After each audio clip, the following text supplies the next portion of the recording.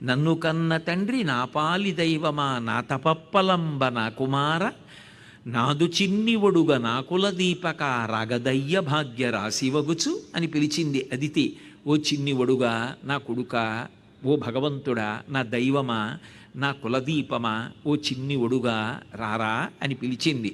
పిలిచి ఉత్తరక్షణం ఆయన పుట్టగానే శ్రీకృష్ణ పరమాత్మకున్నట్టుగా లీలలు లేవు. ఎదర మీరు భాగవతం దశమస్కంధం చెప్పినప్పుడు శ్రీకృష్ణ లీలలు వింటారు.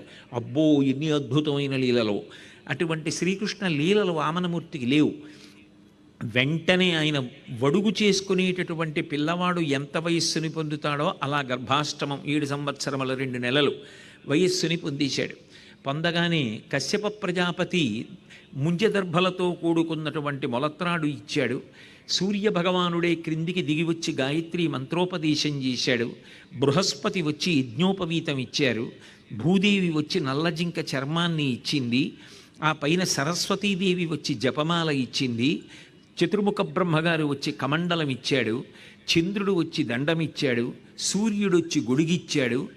భిక్షాపత్రికనిచ్చెను యక్షేషుడు వామనునకు అక్షయమనుచున్ సాక్షాత్కరించి పెట్టెను భిక్షునకు భవాని పూర్ణ భిక్ష నరేంద్ర అంటారు.